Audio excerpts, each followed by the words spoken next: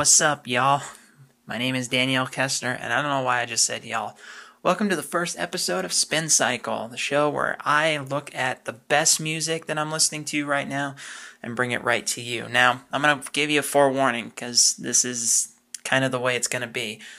I listen to a lot of metal, so if you're not a metal fan, you might want to skip this. But since you clicked on this, it means that you're already interested because today the album that I'm going to be reviewing is Iron Maiden's newest and latest is going to be Iron Maiden's Book of Souls. So I download music instead of, buy CDs. I'm trying to get away from CDs, although I do miss them so much. I miss Sam Goody. Anyhow, so we'll see how this goes. This is the first episode, so let's get right into it.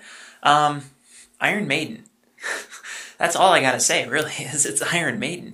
How can you not want to listen to a new Iron Maiden album? So I kind of got into Iron Maiden a little bit later than most people. It took me a while to realize just how incredible they are.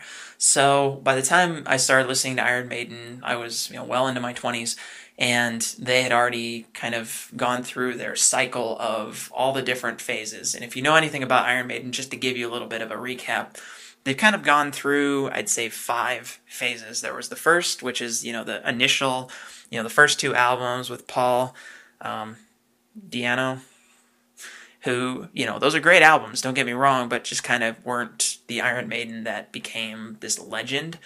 And then once Bruce Dickinson came in, you had a string of albums that crushed it. Between Number of the Beast and Seventh Son was just this group of albums that were amazing between Bruce Dickinson and Adrian Smith.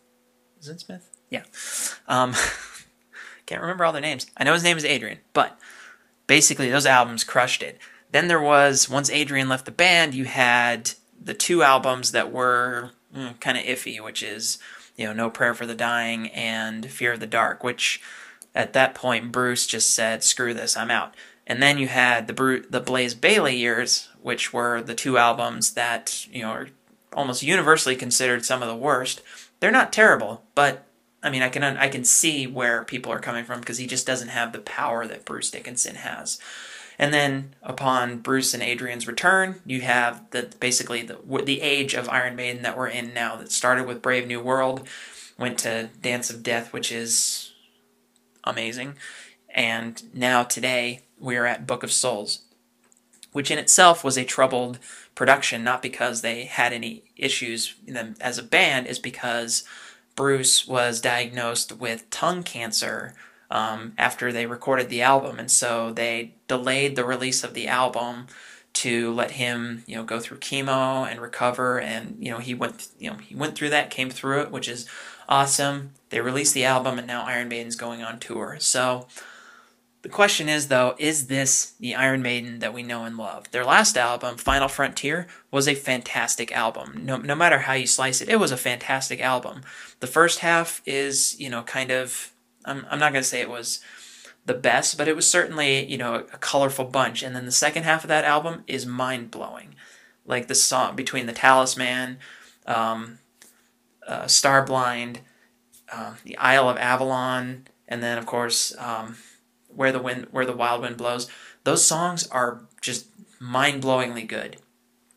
So they had quite a task to one-up that, or at the very least, to capture that same magic that they had with Final Frontier. So in walks Book of Souls. And the first song that they released was called Speed of Light, and it's a pretty good song. Kind of that vintage Maiden sound, good up-tempo, fast, just... It reminds me, of some of their, newer stuff, definitely like Brave New World or A Matter of Life and Death. I couldn't think of the album for some reason, but A Matter of Life and Death kind of in that same sort of sphere, that sort of, power and speed that they have to it, which, is fun. But it begs the question, okay, this is their single. They always have that single on there, which is usually pretty good, but not what makes the album legendary. Songs like Hallowed Be Thy Name, which you could say is a single, but that's the song that made that legendary. Or Rhyme of the Ancient Mariner made Power Slave legendary. It's those songs that do that. And the question is, does Book of Souls have that? And the answer is, hell yeah, they do.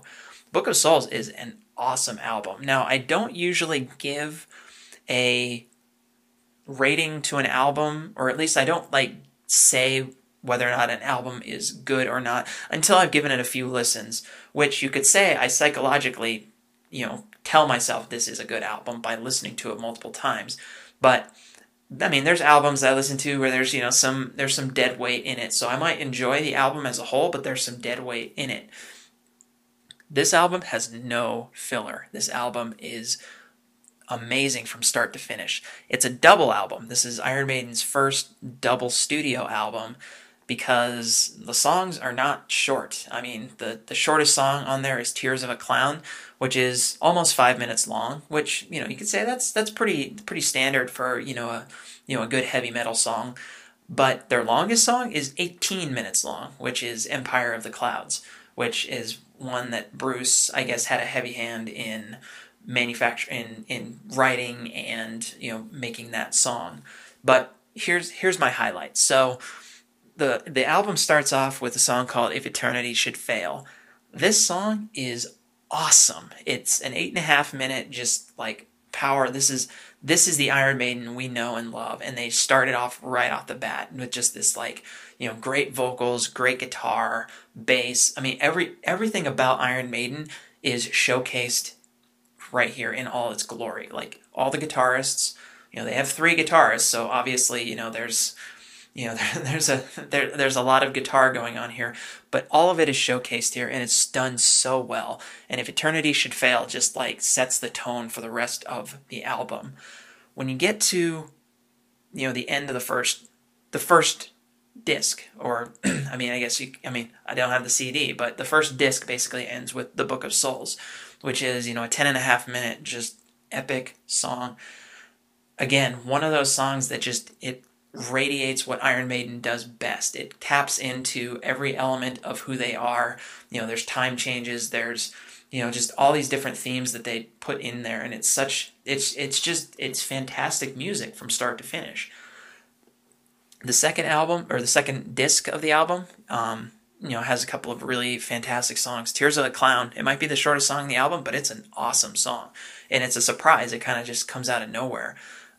Death or Glory, is one of those just, classic Iron Maiden, just give Bruce a chance to just, wail it out. Empire of the Clouds, 18 minutes long, and it's this fantastic story. That's one of the things I've always loved about Iron Maiden, is once I started actually paying attention to them, is the stories they tell. A lot of times they'll take references from, movies or TV shows, like The Prisoner, and they'll take those and they'll put it in there, but no matter what, they're telling great stories. And Empire of the Clouds is a fantastic story. It's this just epic story, and again, it showcases everything they do best. But if I had to pick the best song from this album, and it's a song that I could just, it might be a 13.5 minute song, which is as long as their previous long song.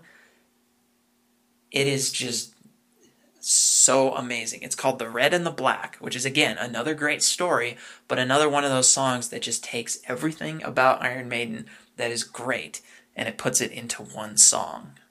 And yeah, I just I can't stress enough how impressed I am with this album, because it's not just because I'm an Iron Maiden fan, it's because I'm an Iron Maiden fan, and the expectations for this were so high, and they nailed it. So it's something that is rare anymore, where you can have a band that's been around as long as they have. They've been around for, they're getting close to that, 40-year mark.